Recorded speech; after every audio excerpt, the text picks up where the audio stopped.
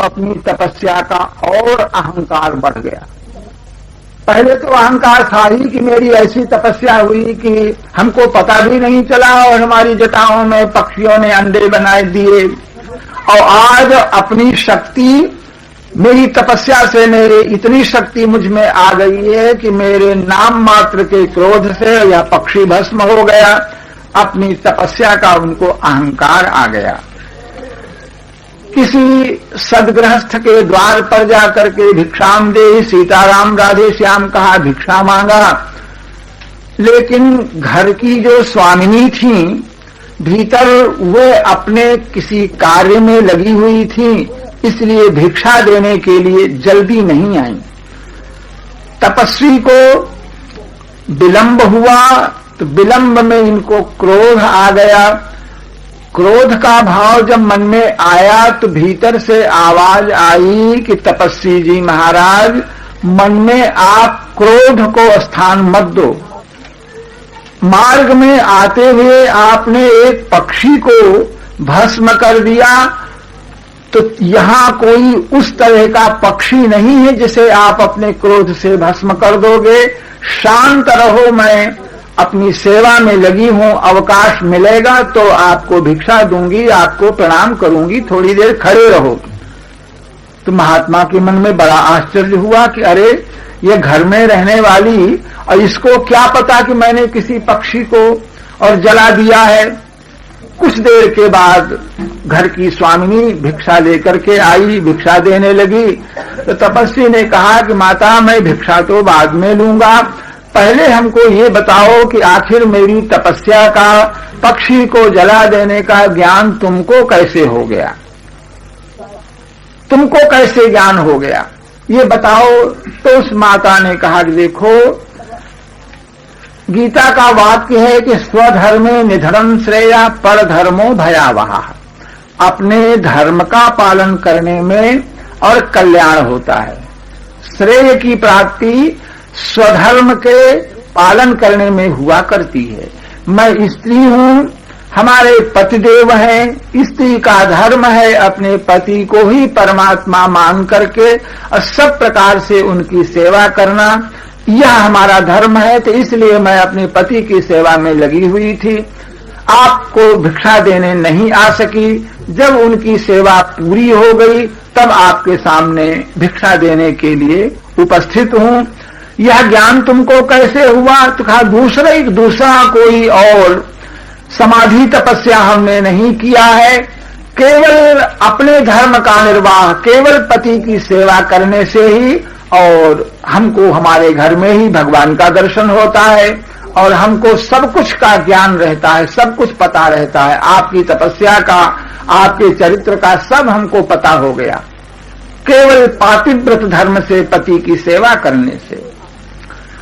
पतिव्रता ने कहा कि अधिक आपसे बातचीत करने का हमको समय नहीं है, और अब यहां से आगे अगर आगे कुछ और जानना चाहते हो तो इसी नगर में, काशी में तुलाधार नाम करके एक बनिया रहता है, वैश्य रहता है, उसके समीप जाओ, तुम्हारा समाधान वहां हो जाएगा। वे ऋषि तुलाधार के समीप पूछते पूछते पहुंचे। वह तुलाधार उस समय घी तौल रहा था। घी तौलते हुए उसने तपस्वी को नमस्कार किया और कहा कि महात्मा, थोड़ी देर आप बैठिए, मैं समझ गया आप एक पतिव्रता के भेजे हुए आए हैं, मैं अपने काम से फुर्सत पाकर के आपसे बातचीत करूंगा। महात्मा बैठे रह गए। ग्राहकों को सौदा देने के पश्चात उस तुलाधार वैश्य ने महात्मा को प्रणाम करके और कहा कि क्या आज्ञा है, आपकी क्या सेवा करूं, आप आज्ञा दीजिए। तो उन तुलाधार से भी महात्मा ने पूछा कि आखिर आप तो बनिया हो और हर समय दुकानदारी में लगे रहते हो, इस तरह का तुमको ज्ञान कैसे हो गया? तुलाधार ने कहा कि स्वधर्मे निधनम श्रेयः, हम अपने धर्म का पालन करते हैं। भगवान ने हमको जन्म दिया है वैश्य कुल में, जिसको जहां भगवान ने जन्म दे दिया है, जिस वर्ण में जो रहता है, जिस आश्रम में जो रहता है, उसके त्याग की आवश्यकता नहीं। वहीं रह करके अगर वह अपने धर्म का पालन करता है और भगवान का नाम लेता है, भगवान को प्रसन्न करने की, भक्ति प्राप्त करने की इच्छा रखता है, तो उसको अपने स्वधर्म पालन में ही भगवान संतुष्ट हो जाते हैं। हमारा वैश्य हैं और हर गृहस्थ अपने घर में 1000 चीजों का संग्रह नहीं कर सकता है। उसे जब जिस वस्तु की आवश्यकता पड़ती है तो वह दुकान पर लेने के लिए आता है, और मैं अपनी दुकान में सैकड़ों चीजों को इकट्ठी करके रखता हूं। तो जब जो आता है उसको, आए हुए ग्राहक को साधारण ग्राहक मैं नहीं मानता हूं।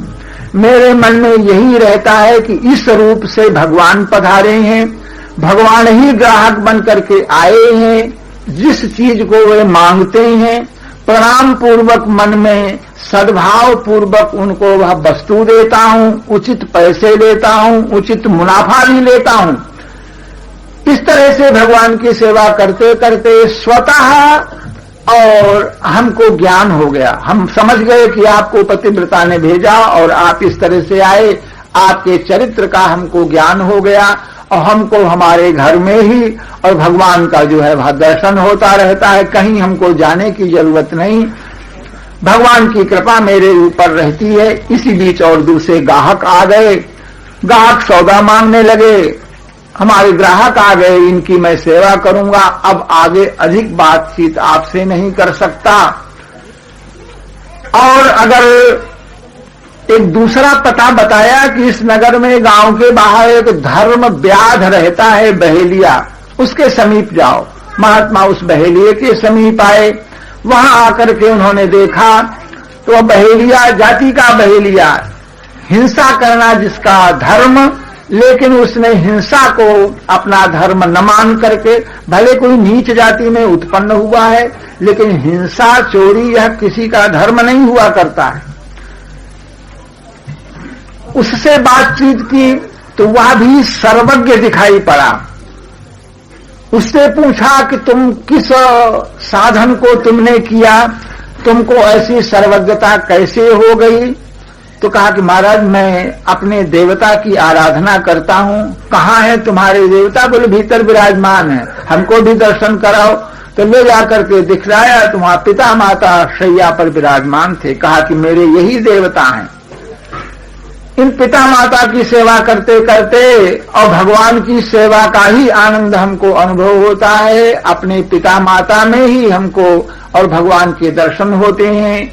इनकी सेवा करने के बाद अवकाश मिलता है, जंगल को जाता हूं, लकड़ियां लाता हूं, बाजार में बेचता हूं, अपनी जीविका चलाता हूं, पिता माता की सेवा करता हूं। इसलिए मेरा मन, मेरी बुद्धि सब शुद्ध हो चुका है और हमको जो है वह सब कुछ का ज्ञान है। आप कैसे आए, कैसे आपने तपस्या किया, सब कुछ का हमको पता है पिता माता की। और आपने तपस्या किया, लेकिन आपके घर में आपके पिता माता अत्यंत वृद्ध हैं, उनकी आज्ञा लेकर के आप तपस्या करने नहीं आए। इसलिए घर में जाकर के पहले उनकी सेवा कीजिए, उनसे आज्ञा लेकर के तपस्या कीजिए। घर में पिता माता तुम्हारे कष्ट पा रहे हैं और तुम जंगल में रह करके तपस्या कर रहे हो, तुम्हारी तपस्या सिद्ध नहीं हो सकती। ऐसी बात जब उपदेश दिया तो महात्मा, और तपस्या करने का तुम्हारा उद्देश्य क्यों? हम तपस्या कर रहे हैं, केवल तपस्या करने लगे। तपस्या करते समय आपने अपने उद्देश्य को स्थिर नहीं किया कि हम भगवान को प्रसन्न करने के लिए, ज्ञान को प्राप्त करने के लिए तपस्या करें। केवल तपस्या करने लगे।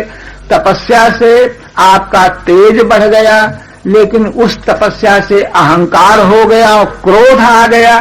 तो जिस तपस्या से क्रोध आवे, क्रोध बढ़े, अहंकार बढ़े, उस तपस्या से लाभ क्या हो सकता है?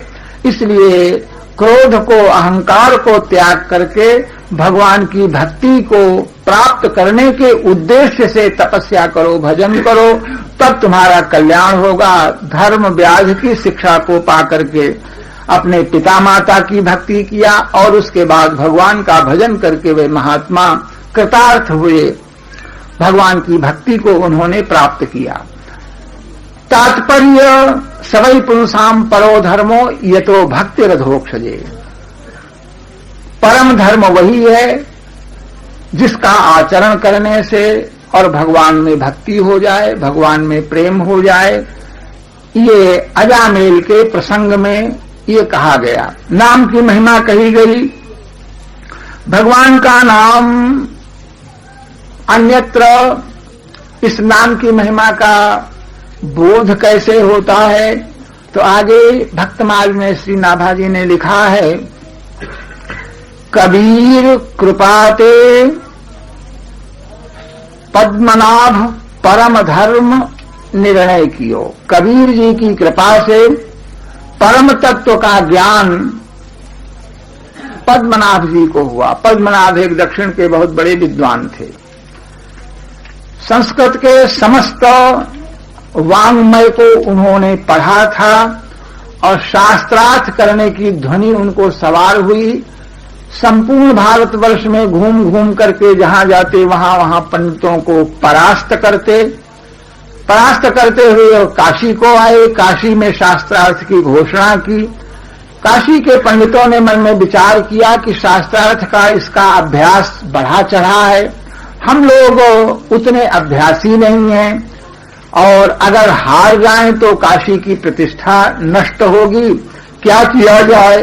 तो सब पंडितों ने एकत्र होकर के उस विद्वान से कहा, पद्मनाभ से कहा कि देखो महाराज, इस काशी में बहुत विद्वान हैं, विद्वानों की नगरी है यह काशी। एक विद्वान को जीतोगे तो दूसरा तुम्हारे सामने बैठेगा, उसे जीतोगे तीसरा आ जाएगा, सालों लग जाएगा आपको शास्त्रार्थ करते करते, किसको किसको जीतोगे। इसलिए अगर आप शास्त्रार्थ को जल्दी समाप्त करना चाहते हैं तो हमारे एक गुरुदेव भगवान हैं, शंकर जी ने प्रेरणा कर दी थी, बता दिया था। तो देखो हमारे यहाँ पर एक महात्मा है, हम लोगों के गुरु हैं, उनका नाम कबीर है, उनके समीप आप चलिए, उनसे शास्त्रार्थ कर लीजिए। अगर वे हार जाएंगे तो हम काशी के साथ विद्वान हारे माने जाएंगे, आपको विजय पत्र लिख करके दे देंगे, थोड़े ही समय में आप दिग्विजयी हो जाएंगे। उनको बड़ा अच्छा लगा। ठीक है, कहाँ है आपके गुरु, लेकर के चलो मुझे। सब विद्वानों ने ले जाकर के श्री और कबीर जी के पास उनको उपस्थित कर दिया। कबीरदास जी ने सब विद्वानों का, ब्राह्मणों का, सबका स्वागत करते हुए बैठने के लिए प्रार्थना की। सब लोग बैठ गए और जो विश्वनाथ जी की प्रेरणा हुई थी उसको सब पंडितों ने निवेदन किया कि आपसे शास्त्रार्थ करने के लिए और ये महात्मा आए हुए हैं। तो शास्त्रार्थ जब होने लगता है तो उसके पहले वादी प्रतिवादी दोनों अपनी अपनी योग्यता का परिचय देते हैं कि हम कितना पढ़े हैं, तुम कितना पढ़े हो, कौन कौन से शास्त्रों का तुमने अध्ययन किया है। इसका ज्ञान होने के बाद शास्त्रार्थ होता है। कदाचित एक पक्ष में कोई बहुत बड़ा विद्वान है तो वह पूछेगा कि तुमने कौन सी परीक्षाएं पास की हैं, किन विषयों को देखा है। अगर उसकी परीक्षाएं कम हुई, उसका विषय कम हुआ, अरे तो तुम शरीर के तुच्छ पंडित से मैं शास्त्रार्थ कैसे करूंगा, मैं तो इतना बड़ा विद्वान हूं, छोटे पंडित से शास्त्रार्थ मैं नहीं करता, तुम मेरे योग्य नहीं, मेरे सामने नहीं बैठ सकते हो। यहां भी ऐसा हुआ। अपनी योग्यता का वर्णन किया पद्मनाभ जी ने। इन ग्रंथ शास्त्रों का मैंने अध्ययन किया है और अमुक अमुक स्थानों पर जाकर के अमुक अमुक विद्वानों से शास्त्रार्थ करके उनको परास्त किया। ये विजय पत्र हैं उन सबके। विजय पत्रों का जो पोथा उसको दिखाया, अपनी योग्यता को बताया और कहा कि आप पूर्व पक्ष को स्थापित कीजिए, जो भी जिस भी विषय में आप चाहें और मुझसे शास्त्रार्थ कर सकते हैं। आप अपनी योग्यता बताइए। कबीर से पूछा कि तुमने क्या पढ़ा लिखा है, तो कबीरदास जी ने कहा कि कागज मस छुयो नहीं, पढ़ना लिखना तो दूर रहा, हमने कागज और कलम दवात का स्पर्श नहीं किया, हमने छुआ नहीं है। हमने उसका स्पर्श ही नहीं किया है। केवल भगवान के नाम का आश्रय लेकर के गुरु महाराज की कृपा से इस काशी में रहते हैं। इतने पर भी तुम कुछ प्रश्न करोगे, पूछोगे, तो जैसी हमारी बुद्धि है वैसा हम उत्तर देंगे। आप प्रश्न करो। तो पंडित जी आग्रह करने लग गए कि नहीं, तुम ही प्रश्न करो। कबीर जी कहते थे तुम पूछो, और वो कहते थे तुम पूछो। अंत में जब बहुत देर हो गई, पंडित जी ने आग्रह किया कि नहीं महाराज, आप ही प्रश्न कीजिए पहले कोई। तो कबीर ने कहा कि अच्छा मैं पूछता हूं। तो कबीर जी ने अनुभव का प्रश्न किया और कहा कि पंडित राज, आप यह बताइए कि जो ज्ञातव्य विषय है, जानने के योग्य जो तत्व है, उस तत्व को जान करके आपने उसके बाद शास्त्रों का अध्ययन किया है, अथवा शास्त्रों का अध्ययन करने के बाद जो ज्ञातव्य तत्व है उसको आपने जाना है? जानने योग्य बात को पहले जान लिया अथवा शास्त्रों का अध्ययन करके जाना है क्या? तो वह पंडित जी मौन हो गए। पंडित तो थे ही, मन में विचार करने लगे कि ज्ञातव्य तो भगवान श्री कृष्ण का तत्व, भक्ति और ज्ञान, भगवत तत्व जो जानने के योग्य है, उस तत्व को मैंने पहले नहीं जाना, जान करके नहीं पढ़ा। और इतना सब कुछ पढ़ लिखने के बाद भी हमारा तो शास्त्रार्थ करके और लोगों को परास्त करने का लक्ष्य था, इसलिए तत्व का बोध तो हमको हुआ ही नहीं। थोड़ी देर के लिए वे मौन हो गए, अपने में खो गए, विचार करते रह गए। और बाद में उन्होंने हाथ जोड़ करके कहा कि महाराज, जो आप पूछ रहे हो उस तत्व को न तो मैंने पहले जाना था, और सारे शास्त्रों का अध्ययन करने के बाद उस तत्व को मैंने नहीं जाना। कृष्ण तत्व को मैंने नहीं जाना, भगवान की भक्ति क्या है इसको मैंने नहीं जाना, क्योंकि ग्रंथों को अध्ययन करने का हमारा उद्देश्य तर्क वितर्क शास्त्रार्थ और शास्त्रार्थ में विजय प्राप्त करना हमारा लक्ष्य था। इसलिए पढ़ करके हम विजय प्राप्त करते रह गए। कबीरदास जी ने कहा कि देखो, जो भगवान के भक्त होते हैं वह विवाद नहीं करते हैं। नारद जी ने लिखा है कि वादो नावलंब्या, शुष्क वाद विवाद का सहारा नहीं लेना चाहिए, क्योंकि बाहुल्यावकाशात और अनियतत्वाच्च, उस शुष्क वाद विवाद में बाहुल्य का अवकाश होता है। सालों शास्त्रार्थ चल सकता है, एक युक्ति का खंडन आज एक विद्वान ने नहीं कर पाया और दूसरे दिन उसी युक्ति का खंडन हो जाता है, इसलिए बाहुल्य का अवकाश है। भगवान शंकराचार्य शास्त्रार्थ करते करते मंडन मिश्र के सामने उनको अपने शरीर को छोड़ करके दूसरे राजा के शरीर में प्रवेश करके और अध्ययन करना पड़ा काम शास्त्र का। उसके बाद आकर के आपने उत्तर दिया और विजयी हुए। तो शास्त्रार्थ में बाहुल्य को अवकाश है। शास्त्रार्थ करने में कोई तथ्य तत्व का, सत्य तत्व का निर्णय करने के लिए नहीं होता है। शास्त्रार्थ में केवल सामने जो बैठा है उसकी बोलती बंद कर दो, उसका बोलना बंद हो जाए, बस ये लक्ष्य रहता है। जब बोलना बंद हो गया तो झट हार गया। सच्ची बात से, झूठी बात से किसी तरह से परास्त करने में उसका बोलना बंद कर दो, ये उद्देश्य रहता है। इसी उद्देश्य से मैंने आज तक अध्ययन किया और शास्त्रार्थ किया। कबीर जी ने कहा कि यह शास्त्रार्थ में किसी ब्राह्मण को परास्त कर देना यह आत्महत्या के समान है। जो विद्वान हार जाता है तो उसके मन में जो ग्लानि होती है तो मरण तुल्य कष्ट उसको होता है। उसको मरण तुल्य कष्ट होता है। और जो जीत जाता है, मैं जीत गया, उसके मन में अहंकार आ जाता है। तो परिणाम में वह ब्रह्म हत्या लगती है। किसी को परास्त कर दिया अर्थात उसकी हत्या कर दिया, उसके मन में दुख हो जाता है, समाज में उसकी प्रतिष्ठा की हानि हो जाती है। तो हत्या का जो पाप है, परास्त करने वाले विद्वान को हत्या का पाप लगता है। तो आज तक आपने इतने लोगों को परास्त किया, जाने कितने लोगों का अपमान किया, तो आप उस तत्व को कैसे पा सकते हैं? यह सुन करके देख करके विद्वान पंडित तो थे ही थे, उनको अपने मन में ग्लानि हो गई कि वस्तुतः इतना समय हमारा व्यर्थ ही चला गया। चरणों में गिर करके उन्होंने प्रार्थना की और कहा कि महाराज आज हमको जो है अब आप उस परम तत्व का बोध कराइए, परम धर्म का बोध कराइए जिससे आत्म कल्याण होता है। मैं आपकी शरण में हूं। उस विद्वान को शरण में आया देख करके कबीर जी ने परम तत्व का बोध कराया। कबीर कृपा के परम तत्व पद्मनाभ परचौल हो। तो परम तत्व क्या है? नाम महानिधि मंत्र, नाम ही सेवा पूजा, जप तप तीर्थ नाम, नाम बिन और न दूजा।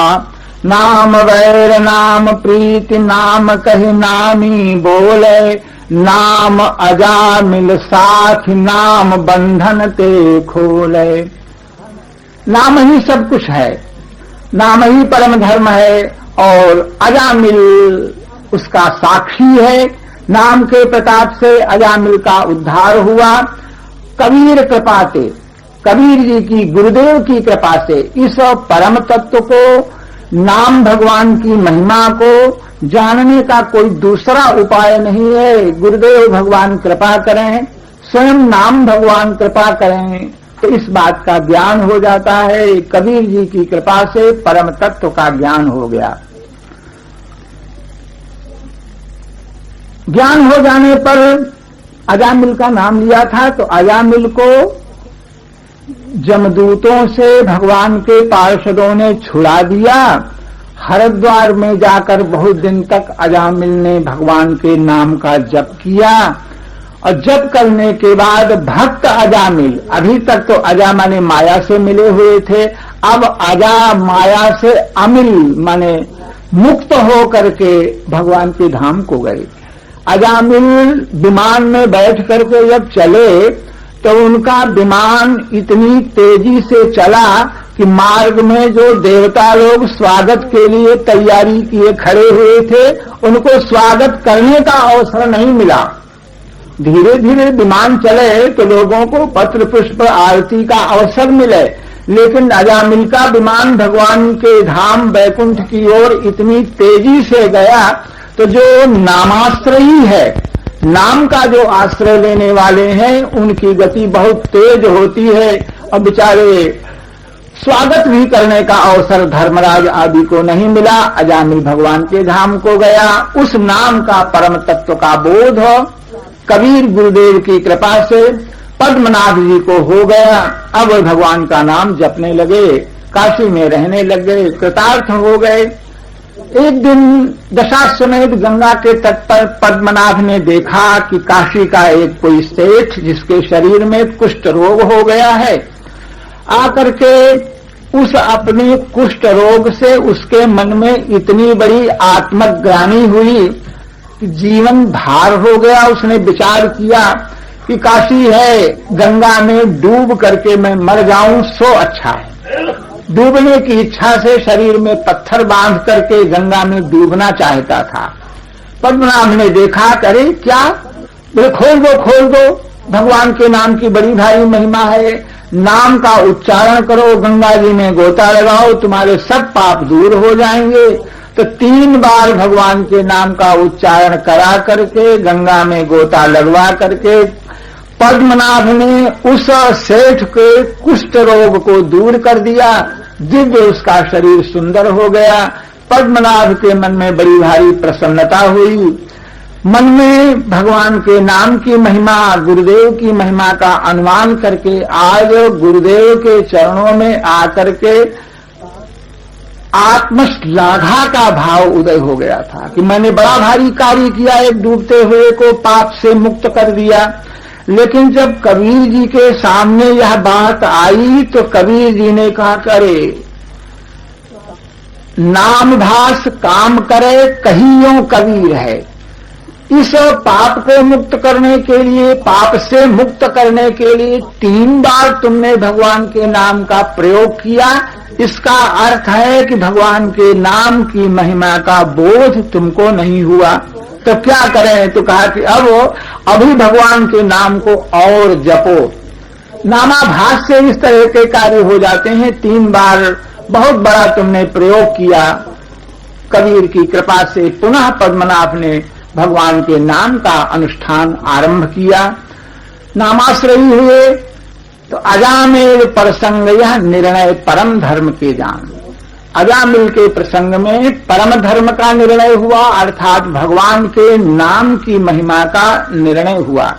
भगवान का नाम वह किसी भी तरह से जैसे भी हो, जिह्वा पर भगवान का नाम आया तो नाम में और नामी में अंतर न होने के कारण नाम भगवान का जिह्वा पर जब उदय हो गया, उनका अवतार हो गया जिह्वा के ऊपर, तो उस समय वह प्राणी कृतार्थ हो जाता है।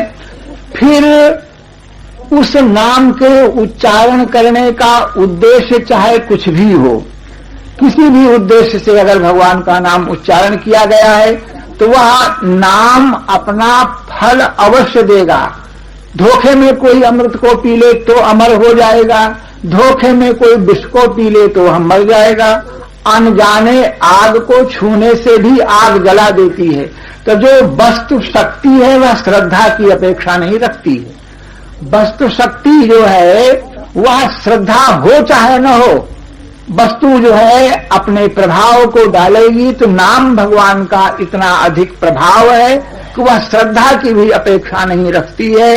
अश्रद्धा पूर्वक भी किसी भी तरह से भगवान का नाम अगर मुख से निकलता है तो अवश्य जो है वह कल्याण हो जाता है। ये बात धर्मराज ने अपने दूतों को सुनाया, समझाया, नाम की महिमा का और वर्णन करके दूतों के भाग्य की सराहना की। 12 भक्तों का नाम लेकर के अजामिल के प्रसंग में परम धर्म का निर्णय हुआ, ये बात कही गई। इसके पश्चात हरिवल्लभ भगवान के 16 पार्षदों का नाम लिया गया।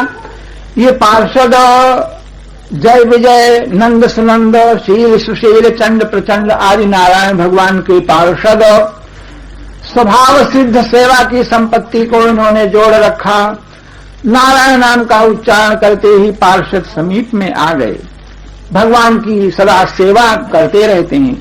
नाभाजी ने प्रार्थना किया है कि मोह चित्तवृत्ति नित तह रहो जहां नारायण पार्षद। भगवान नारायण के पार्षद जहां रहते हैं, मेरी चित्तवृत्ति वहां रहे। नाभाजी के कहने का तात्पर्य है कि भगवान के पार्षद भगवान की सेवा में रहते हैं तो मेरी चित्तवृत्ति भगवान की सेवा में रहे।